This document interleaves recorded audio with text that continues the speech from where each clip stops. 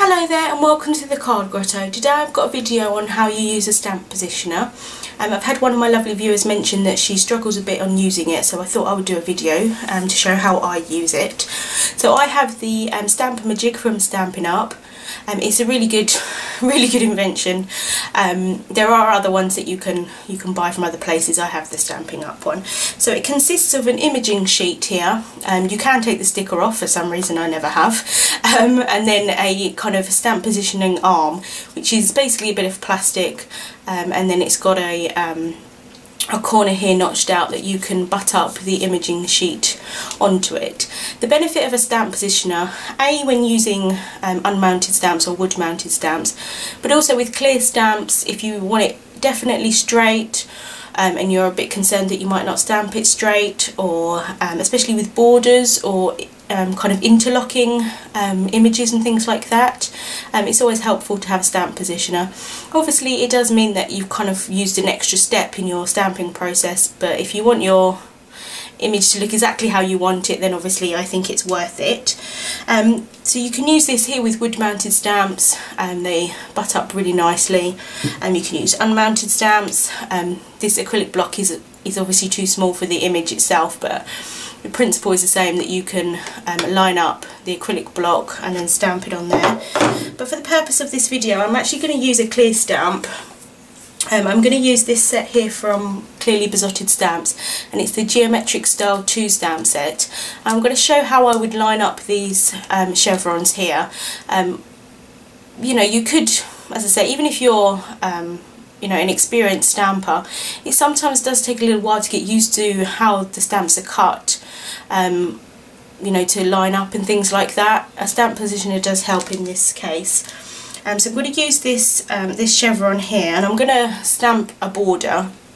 This is what I would use a stamp positioner for, and I'm going to show you a couple of other ways in this video how I would use it. So first of all, you want to make sure that your imaging sheet is right up against your Stamp-A-Majig arm, and then you want to take your ink and then ink up your stamp as usual,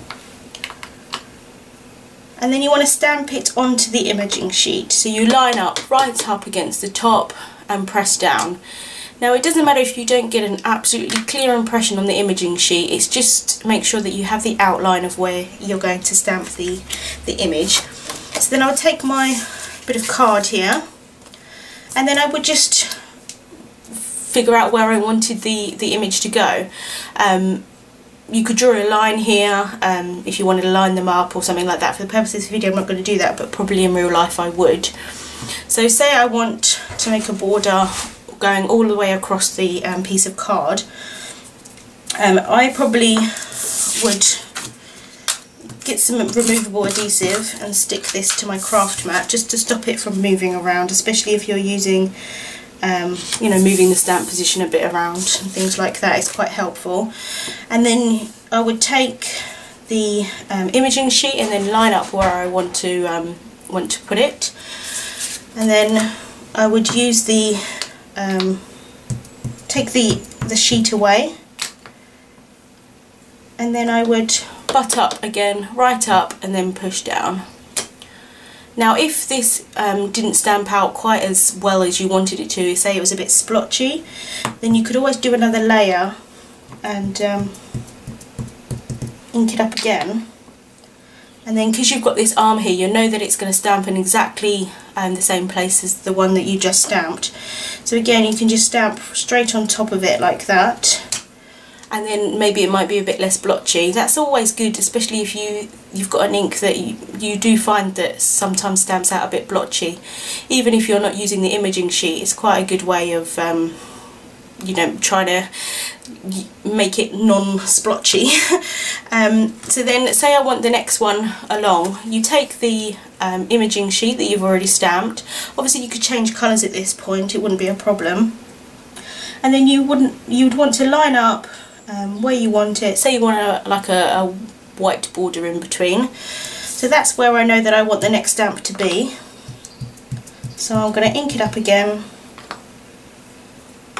and then I'm going to stamp it, and then you would just keep going and do the exact same thing. The benefit is that you know, especially if you wanted all the white borders to be exactly the same, you know, it is quite difficult even with clear stamps to line them up all the time. And so you would just keep going and keep going and keep going and keep going. And that's how I would use a stamp positioner. Also for sentiments and things like that, it's quite good to use a stamp positioner even with a clear stamp sometimes. I'm just going to clean this off here. You don't need to clean it straight away, but it is quite helpful A, to clean it, especially if you're going to use it again, so that you don't you know, get your hand all dirty. So I'm just going to dry it off here, but you could obviously rotate where you're going to stamp the next image.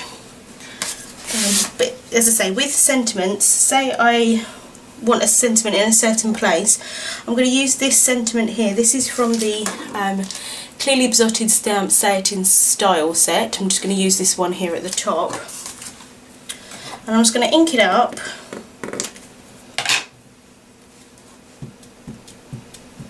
And exactly the same process, I'm going to use this Stamp-A-Majig here, and then I'm going to line it up right up against the top, and then I'm going to use this to figure out where I want the sentiment to be.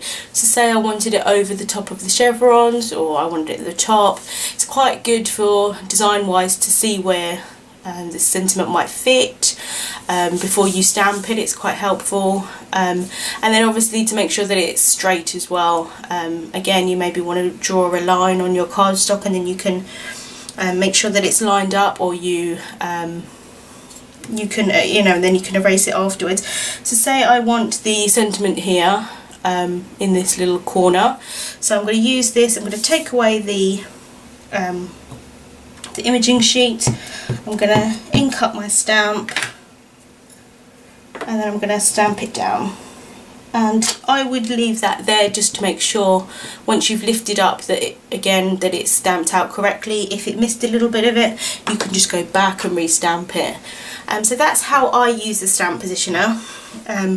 I use it for lining up images like this, especially when you know that you maybe want a white border, or you want them all directly to get together. It's quite helpful for that. It's quite helpful for lining up sentiments where you want them to be if you've already stamped your images, and the last thing you want is to get your sentiment incorrectly when you've spent all that time on your card panel or something. And also, again, good for design processing where you want to stamp. And then also, if your impression of your stamp didn't come out quite the way you wanted it to, you can re-stamp again, and then it helps line it up without having to kind of eyeball it, and that wouldn't work with wood mounted stamps unless you're extremely good at stamping. So that's how I use a stamp positioner. I hope that's helped some of you. Thank you so much for watching, and I'll see you soon.